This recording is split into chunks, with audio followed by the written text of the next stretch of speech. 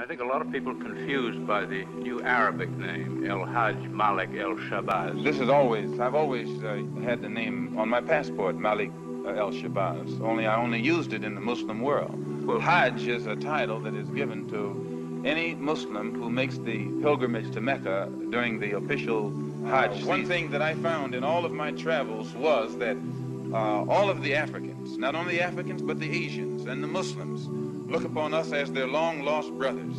And America had actually tricked many of them into a hands-off policy by giving them the impression that she was honestly trying to do something to solve the problem. My argument over there was designed to prove that it is impossible for the United States government to solve the race problem. It's impossible.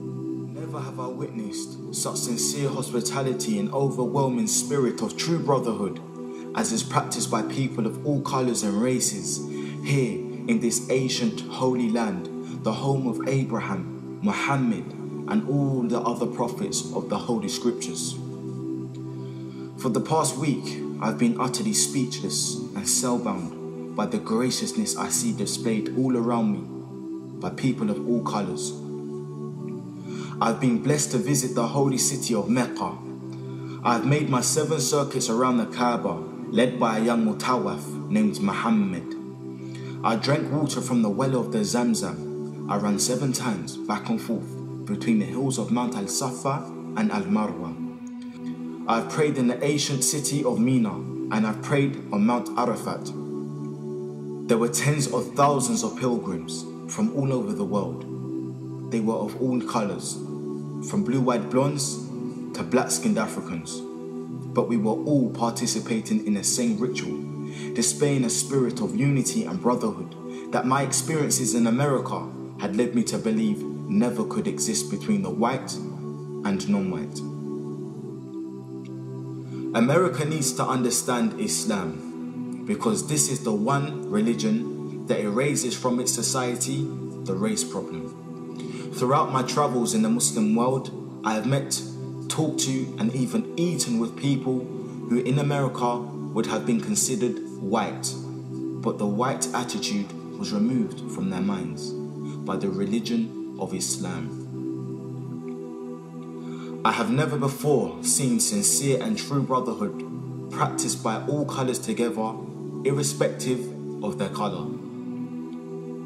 You may be shocked by these words coming from me, but on this pilgrimage, what I have seen and experienced has forced me to rearrange much of my thought patterns previously held, and to toss aside some of my previous conclusions. This was not too difficult for me. Despite my firm convictions, I have always been a man who tries to face facts and to accept the reality of life as new experience and new knowledge unfolds it. I have always kept an open mind, which is necessary to the flexibility that must go hand in hand with every form of intelligent search for truth. During the past 11 days here in the Muslim world, I have eaten from the same plate, drunk from the same glass, and slept in the same bed or on the same rug, while praying to the same God with fellow Muslims, whose eyes were the bluest of blue, whose hair was the blondest of blonde, and whose skin was the whitest of white.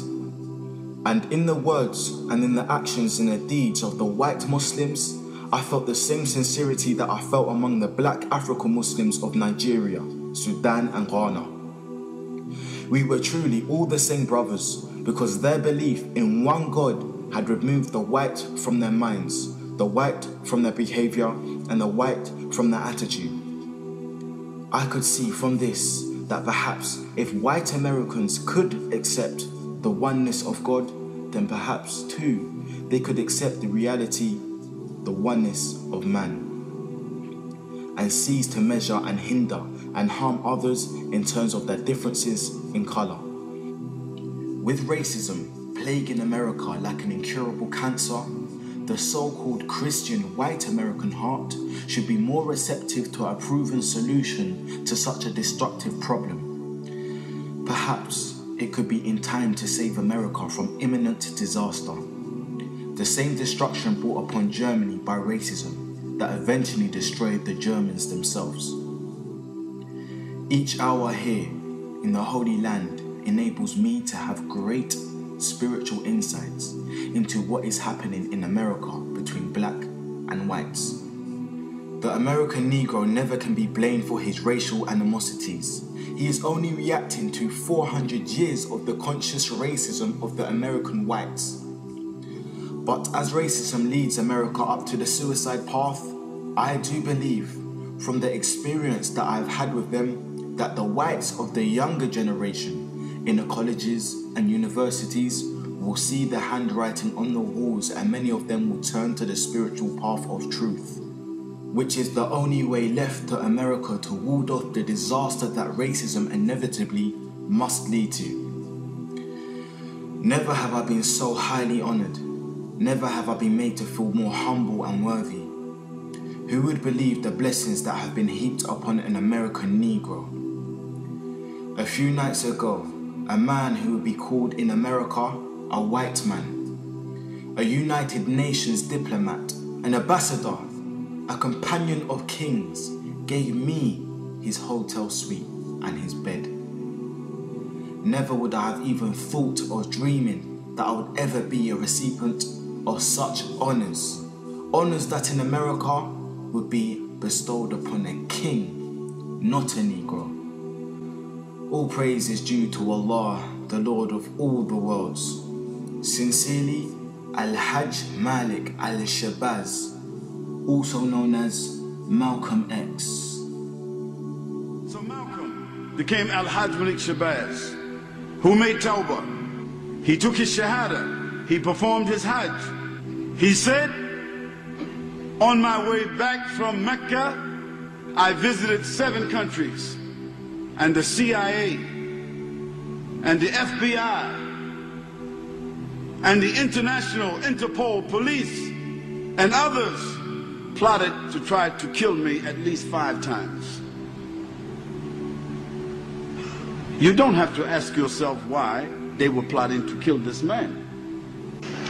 If I recall, I pointed out that while I was at Mecca making the pilgrimage, I spoke about the brotherhood that existed at all levels and among all people who were there on that Hajj, who had accepted the religion of Islam. And I pointed out that for what it had done, what the religion of Islam had done for those people over there, despite their complexion differences, that it would probably do America well to study the religion of Islam, and perhaps it could drive some of the racism from this society as it has driven racism from the Muslim society.